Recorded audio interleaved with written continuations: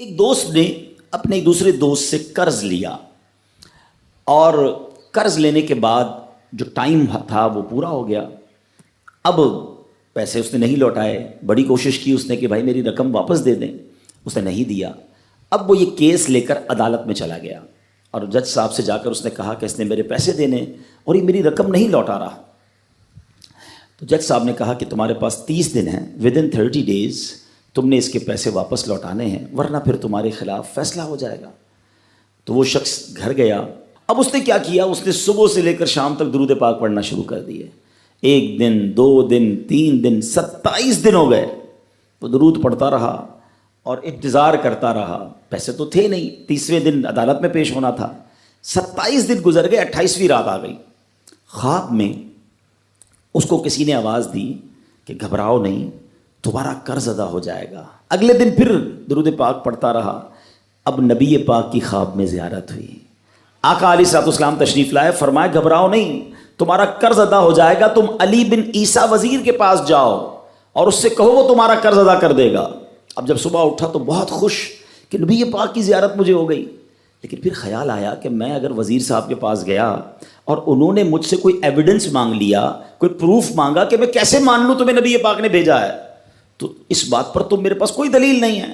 اب 30ویں رات آ گئی, آخری رات ہے, صبح عدالت میں جانا ہے. درود پاک پڑھتے پڑھتے سو گیا. سرور کائنات علیہ الصلوۃ والسلام نے خواب میں پھر کرم فرمایا. فرمایا علی بن عیسیٰ وزیر کے پاس جاؤ, وہ تمہارا قرض ادا کر دے گا. کہ حضور میں چلا تو جاتا, مگر اگر وہ مجھ سے یہ کوئی پروف مانگتا, کوئی ایویڈنس مانگتا, تو میں کیا جواب دیتا. پیارے آقا علیہ الصلوۃ والسلام نے فرمایا کہ ایسا کرو, اسے یہ کہنا کہ آپ کا ایک راز ہے جو آپ جانتے ہیں اور رب جانتا ہے, اور وہ راز یہ ہے کہ آپ روزانہ فجر کے بعد 5000 بار درود پاک پڑھتے ہیں, اور جب تک درود پاک مکمل نہیں ہوتے آپ کسی سے بات نہیں کرتے. اب جب صبح اٹھا تو بہت مطمئن کہ اب تو دلیل بھی آ گئی ہے. پہنچ گیا صبح صبح علی بن عیسیٰ وزیر کے پاس. اس کا دربار لگا ہوا ہے. اس نے پیغام بھجوایا کہ میں علی بن عیسیٰ وزیر صاحب سے اکیلے میں ملنا چاہتا ہوں, پیغام لایا ہوں. درباری نے آ کر پوچھا, وزیر صاحب پوچھ رہے ہیں کس کا پیغام لایا ہو؟ کہا میں نبی پاک علیہ الصلوۃ والسلام کا پیغام لایا ہوں. فوراً وزیر صاحب نے بلا لیا. کہا فرمائیے. کہ مجھے میرے آقا علیہ الصلوۃ والسلام نے کہا ہے کہ آپ میرا قرض ادا کر دیں. میں 3000 دینار کا مقروض ہوں. Today is the last day in the court. آج مجھے کورٹ میں پیش ہونا ہے. اگر آج میں نے اپنا قرض ادا نہ کیا تو مجھے جو ہے وہ سزا ہو سکتی ہے. علی بن عیسیٰ کہتا ہے میں بالکل آپ کا قرض تو ادا کر سکتا ہوں, مگر مجھے کیسے پتہ چلے, کوئی دلیل ہے, کوئی پروف ہے کہ آپ کو نبی پاک علیہ الصلوۃ والسلام نے بھیجا ہے؟ کہتا ہے ہاں, خالی ہاتھ نہیں آیا, آقا نے دلیل بھی عطا فرمائی ہے. اچھا بتائیے کیا دلیل ہے؟ کا دلیل یہ ہے کہ آپ کا ایک راز ہے جو صرف آپ جانتے ہیں اور آپ کا رب جانتا ہے. 5000 ٹائمز ڈیلی آپ درود پاک پڑھتے ہیں فجر کے بعد, اور جب تک یہ درود پورے نہیں ہوتے آپ کسی سے بات نہیں کرتے. آپ ذرا پہلے تھوڑی دیر کے لیے امیجن کریں کہ جو وزیر 5000 بار روز درود پڑھتا ہوگا وہ عاشق رسول کیسا ہوگا. اس کی تو لاٹری نکل آئی نا, وہ تو خوشی سے جھوم اٹھا, کہتا ہے مرحبا یا رسول اللہ, میرے درود پاک قبول ہو گئے, بہت خوش. اب ابھی بیٹھے ہیں آپ, کمرے میں گیا, واپس آیا اور 3000 نہیں 9000 دینار لے کر آیا. کہتے 3000 تو نبی پاک کا حکم, مرحبا یا رسول اللہ, 3000 اور لیجئے, آپ نے اتنی اچھی خبر مجھے سنائی, اتنا پیارا خواب سنایا, آپ کے قدم میرے گھر تک آئے, اور 3000 مزید لے جائیے, اس سے اپنے بچوں کے لیے کوئی کاروبار شروع کیجئے, اور ایک وعدہ بھی کیجئے, زندگی میں آئندہ جب بھی آپ کو کوئی ضرورت پڑے گی نا, آپ میرے پاس آئیں گے, میں آپ کا بھائی ہوں. اب یہ دیوانہ بڑا خوش ہو کر عدالت پہنچا. اچھا everybody expecting over there, سب یہ سوچ رہے تھے کہ یہ اس نے آج گرفتار ہی ہونا ہے, کیونکہ تھا ہی کچھ نہیں اس کے پاس, پہلے ہی کہہ دیا تھا کہ میں کولیپس ہو گیا ہوں. اب عدالت میں جاتے ہی اس نے 3000 دینار جج صاحب کو دے دیے کہ صاحب اس کا میرا قرضہ ادا کر دیں, میں جو ہے وہ اپنے قرضے سے بری ہونا چاہتا ہوں. جج صاحب ہوتے ہیں, انہوں نے کہا قرضہ تو ادا کر دیں گے, پہلے بتاؤ پیسے لائے کدھر سے ہو؟ تم تو کہتے تھے پیسے نہیں تھے تمہارے پاس, اتنی بڑی رقم کیسے انتظام کی؟ اب بھری عدالت میں گویا اس نے زبان حال سے یہ کہا کہ اتنا دیا سرکار نے مجھ کو, اتنی میری اوقات نہیں، یہ تو کرم ہے ان کا، ورنہ مجھ میں تو ایسی بات نہیں۔ اب اس نے بھری عدالت میں پورا واقعہ سنایا کہ میں نے تو کچھ نہیں کیا، آقا خواب میں تشریف لائے، میں وزیر صاحب کے پاس گیا، انہوں نے یہ پیسے دیے۔ سنو اس زمانے کے جج بھی کیسے ہوتے تھے۔ وہ جج دوران عدالت اپنے کرسی سے اٹھ کر کمرے میں چلا گیا، تھوڑی دیر بعد جج صاحب واپس آئے اور 3000 دینار اس کے ہاتھ میں دیتے ہیں۔ کیا سارا ثواب علی بن عیسیٰ لے جائے گا؟ میں بھی تو آقا کا امتی ہوں، تمہارا قرضہ میں ادا کرتا ہوں۔ اچھا، اب جس نے کیس کیا تھا، سبحان اللہ، کیا ماحول تھا، کیا انداز تھا، کیا دل تھے، وہ بھی تو دیکھ رہا ہے، کہتا ہے میں بھی تو آقا کا امتی ہوں، رکے ذرا، کاغذ قلم دیجئے، بندے کو میں قرضہ ہی معاف کر دیتا ہوں۔ اچھا، قرضہ ہو گیا معاف۔ اب جو 3000 جج صاحب نے دیے تھے، وہ بندہ کہتا ہے جج صاحب ہوں واپس لے لو، میرا تو قرضہ ہی ادا ہو گیا۔ تو جج صاحب کہتے ہیں جو پیسے آقا کے نام پر نکال دیے میں نے واپس نہیں لینے، یہ سارے تم ہی لے جاؤ۔ اب یہ 12000 دینار لے کر یہ عاشق رسول جھومتا ہوا اپنے گھر پر جا رہا ہے۔ اے میرے پیارے اسلامی بھائیوں، ایک رات پہلے ایک سنگل پینی اس کے پاس نہیں ہے، اور اگلے دن 12000 دینار ہیں۔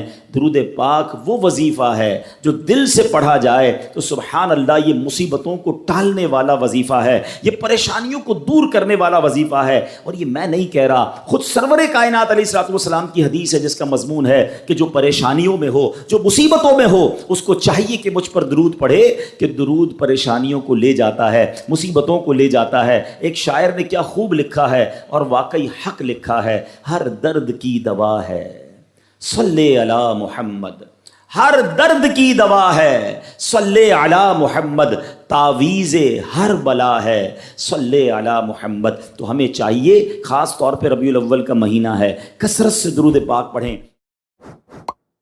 اسلام کی تعلیم اور اشاعت کا سلسلہ شروع کیا تو مکہ مبارک میں جتنا عرصہ رہے اس وقت تک بھی مسلمان بیت المقدس کی طرف رخ کر کے عبادت کرتے تھے۔ پھر نبی پاک علیہ الصلوۃ والسلام نے مدینے کی طرف ہجرت فرمائی، اور ہجرت کے بعد مدینہ منورہ میں بھی مسلمان 16 یا 17 مہینے تک بیت المقدس کی طرف رخ کر کے نمازیں پڑھتے رہے۔ ہجرت کے 1 سال 5.5 مہینے کے بعد 15ویں رجب پیر کے دن مسجد بنی سلمہ میں نماز ظہر کے درمیان قبلے کی تبدیلی ہوئی، اور اللہ پاک نے پیارے آقا علیہ الصلوۃ والسلام کی خواہش کے مطابق مسلمانوں کا جو کعبہ ہے، قبلہ ہے، وہ کعبہ کو فرما دیا، اور اب مسلمان کعبے کی طرف رخ کر کے نماز ادا کرنے لگے۔ اس مقام پر آج بھی مسجد قبلتین قائم ہے۔ حضرت سلیمان علیہ الصلوۃ والسلام کے بعد بنی اسرائیل کے زوال کے ساتھ ہی بنی اسرائیل 2 حصوں میں منقسم ہو گئے، تقسیم ہو گئے۔ ہیکل سلیمانی کی عزت میں بھی کمی آ گئی۔ ویسے تو ہیکل سلیمانی پر کئی حملے ہوئے، مگر ایران کے بادشاہ بخت نصر نے جو فلسطین پر حملہ کیا تھا اس میں ہیکل سلیمانی کو مکمل طور پر مسمار کر دیا، اور بڑے پیمانے پر یہودیوں کا قتل عام کیا، تورات جلا دی گئی، اور اس وقت یہودی غلاموں کو دریائے فرات کے کنارے آباد کیا گیا، اور انہوں نے اس بستی کا نام تلابیب رکھا۔ اس کے بعد ایران کے پہلے کسرا خسرو نے یہودیوں کو واپس فلسطین جانے کی اجازت دے دی، تب وہ جنوبی فلسطین میں آ کر آباد ہوئے اور ہیکل سلیمانی کی اثر نو تعمیر کی، مگر یہ تعمیر بھی زیادہ عرصے قائم نہ رہ سکی، اور 70 عیسوی میں روم کے بادشاہ توتس نے ایک مرتبہ پھر ہیکل سلیمانی پر حملہ کیا، اسے مسمار کر دیا، اور یہودیوں کو فلسطین کے جنوبی حصے سے بھی نکال دیا۔ یوں فلسطین مکمل طور پر یہود سے خالی ہو گیا تھا۔ حضرت عمر فاروق رضی اللہ تعالیٰ عنہ کے عہد خلافت میں جب فلسطین فتح کیا گیا، اس وقت وہاں عربی النسل قبائل آباد تھے۔ اسلامی لشکر کے سپہ سالار سیدنا ابو عبیدہ بن جراح رضی اللہ تعالیٰ عنہ نے فتح یرموک کے بعد اسلامی لشکر کے ساتھ آپ دمشق آ چکے تھے۔ آپ نے اپنے اصحاب سے مشورہ کیا کہ قیصاریہ روانہ ہو یا بیت المقدس۔ حضرت سیدنا معاذ بن جبل رضی اللہ تعالیٰ عنہ کے مشورے پر عمل کرتے ہوئے سیدنا فاروق اعظم رضی اللہ تعالیٰ عنہ کی بارگاہ میں ایک مکتوب روانہ کیا گیا، دونوں شہروں میں سے کس شہر کا انتخاب کیا جائے۔ سیدنا فاروق اعظم رضی اللہ تعالیٰ عنہ نے جلیل القدر صحابہ کرام علیہ رضوان سے جب مشورہ کیا تو مولا علی شیر خدا کرم اللہ تعالیٰ وجہ الکریم نے فرمایا کہ اے امیر المومنین، آپ اسلامی لشکر کو بیت المقدس کی طرف روانگی کا حکم دیں، وہ پہلے بیت المقدس کو فتح کرے پھر قیصاریہ کی طرف جائیں، کیونکہ رسول پاک علیہ الصلوۃ والسلام نے پہلے مجھے بیت المقدس کی فتح اور بعد میں قیصاریہ کی فتح کی خوشخبری دی تھی۔ یہ سن کر سیدنا فاروق اعظم رضی اللہ تعالیٰ نے فرمایا اے ابو الحسن، آپ نے سچ کہا۔ پھر سیدنا ابو عبیدہ بن جراح رضی اللہ تعالیٰ کی طرف پہلے بیت المقدس اور پھر قیصاریہ روانگی کا حکم لکھ کر روانہ کر دیا۔ ڈیئر ویورز، ہے نا بڑی عجیب داستان، بڑی ایمان افروز داستان۔ سیدنا ابو عبیدہ بن جراح رضی اللہ تعالیٰ عنہ کو جیسے ہی امیر المومنین کا مکتوب ملا، آپ نے روزانہ 5000 مجاہدین لشکر بیت المقدس روانہ شروع کر دی، یعنی 5000 مجاہدین ڈیلی روانہ ہوئے۔ بیت المقدس کا جو قلعہ تھا، جو فورٹ تھا، وہ بڑا مضبوط تھا۔ رومیوں نے یرموک کا حال سن کر پوری تیاری کر رکھی تھی۔ اسلامی لشکر کے جاتے ہی انہوں نے قلعے کا محاصرہ کیا، اس کو سراؤنڈ کر لیا۔ حضرت ابو عبیدہ بن جراح رضی اللہ عنہ کے حکم سے روزانہ اس فورٹ پر، اس قلعے پر حملہ کیا جاتا۔ 11 دن تک حملہ کرتے رہے، مگر کوئی خاص پیش رفت نہ ہوئی، کوئی پروگریس نہ ہو رہی تھی۔ 11ویں دن خود سیدنا ابو عبیدہ بن جراح رضی اللہ عنہ، سیدنا خالد بن ولید رضی اللہ عنہ تشریف لائے۔ مجاہدین نے تکبیر و تہلیل کی صدائیں بلند کی، خوب نعرے لگائے، تو رومیوں کو بھی معلوم ہو گیا کہ اسلامی لشکر کا کوئی بڑا سردار آ گیا ہے۔ وہ سب پریشان ہوئے، اپنے سب سے بڑے راہب قمامہ کے پاس گئے اور ساری صورتحال بیان کی۔ جب اسے معلوم ہوا کہ مسلمانوں کا سردار آ گیا ہے، وہ بہت پریشان ہوا اور کہنے لگا، اب تمہاری ہلاکت نزدیک ہے، کیونکہ میں نے پچھلی کتابوں میں پڑھا ہے کہ ملک شام کو محمد الرسول اللہ صلی اللہ تعالی علیہ وسلم کا ایک سرخ رنگ کا صحابی فتح کرے گا۔ اگر یہ وہی سردار ہے تو صلح کے علاوہ اب تمہارے پاس کوئی دوسری صورت نہیں ہے۔ پھر وہ اسلامی لشکر کے سپہ سالار کو دیکھنے کے لیے قلعے کے دیوار پر آیا۔ سیدنا ابو عبیدہ بن جراح رضی اللہ عنہ کو بلایا۔ آپ رضی اللہ عنہ جب آگے گئے تو ان سے بھی وہی بات کی۔ حضرت ابو عبیدہ بن جراح نے کہا، یا تو تم اسلام قبول کر لو یا جزیہ دے کر امان حاصل کر لو، پھر ہم سے جنگ کرنے کے لیے تیار ہو جاؤ۔ لیکن اس راہب قمامہ نے سیدنا ابو عبیدہ بن جراح رضی اللہ عنہ کی بات کا کوئی جواب نہ دیا، فقط خاموشی سے وہ بس آپ کو دیکھتا رہا اور پھر واپس چلا گیا۔ اس نے اپنی قوم سے کہا کہ یہ وہ شخص نہیں ہے جس کے بارے میں میں نے کتابوں میں پڑھا ہے، لہذا تم ان سے جنگ کرتے رہو، یہ تمہارا بال بھی بیکا نہیں کر سکتے۔